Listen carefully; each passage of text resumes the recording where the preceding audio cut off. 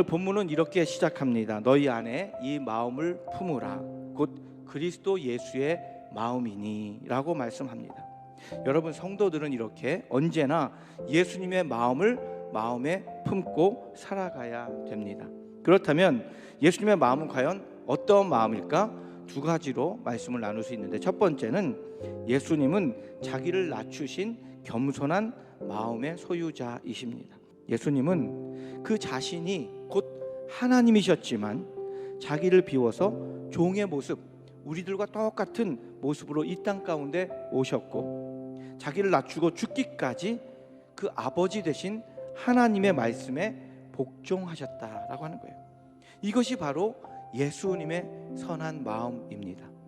자신을 낮추고 자신을 비워서 누가 뭐라고 조롱하고 모욕한다 할지라도 그것에 개의치 않으시고 아버지 하나님의 뜻을 이루어가는 그 마음이 바로 예수님의 마음이다. 두 번째는 예수님은 순종의 마음이 있으셨어요. 8절 말씀에 보니까 죽기까지 순종하셨다라고 기록하고 있는 거예요.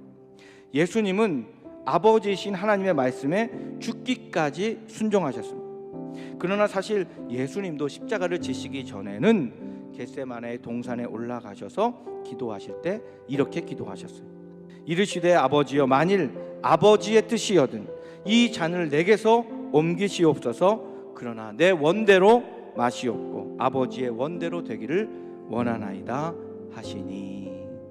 1943년 성서조선이라고 하는 잡지를 내신 김교신 선생님은 일본 신학자들의 영향을 받아서 무교회주의를 주장했어요. 무교회주의는 교회 안 다녀도 된다, 나 혼자 어디서든 신앙생활하면 되지 굳이 교회까지 갈 필요가 뭐가 있냐, 이런 주의를 주창했어요.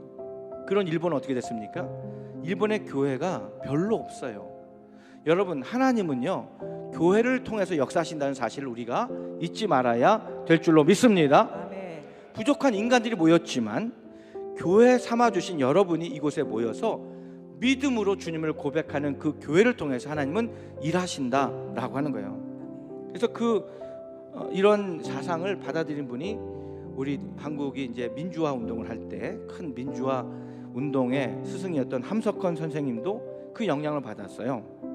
그래서 저는 김교신 선생님이나 함석헌 선생님 같은 분들의 사상은 나름 존경하는 부분이 있지만 사실은 굉장히 부분적으로 부정적인 그런 생각을 가지고 있었습니다. 제가 부정적으로 생각하는 그 김교신 선생님이 드린 기도문이 있습니다. 첫 번째는 지난 1년 동안 보살펴 주신 것을 감사합니다 라고 하는 기도문이에요. 이건 우리가 일반적으로 다 하는 기도문이지 않습니까?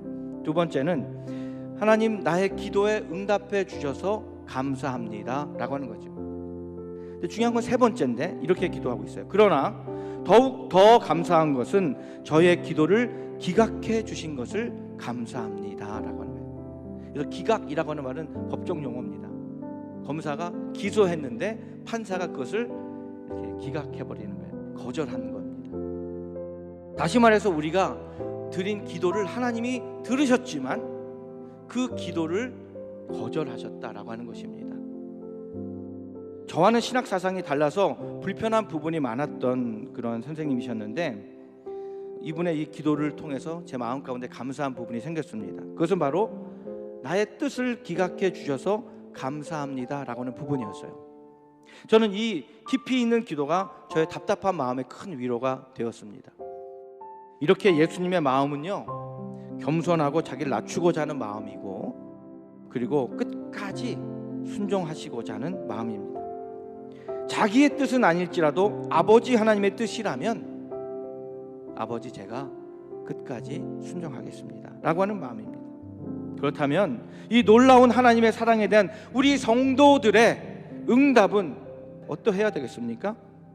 그것은 말로 다 할 수 없는 찬양과 영광을 돌림으로 하나님 앞에 응답해야 될 줄로 믿습니다. 아멘. 그렇기 때문에 이 사랑을 받고 구원받은 우리 모두가 하나님을 향해서 찬양과 경배를 올려드리고, 또 이 놀라운 사랑을 받은 우리 성도들이 나아가서 이 하나님의 사랑과 은혜를 세상 가운데 전하고 전파하는 우리 모든 성도들이 꼭 되시기를 우리 주 예수님으로 간절히 축원합니다.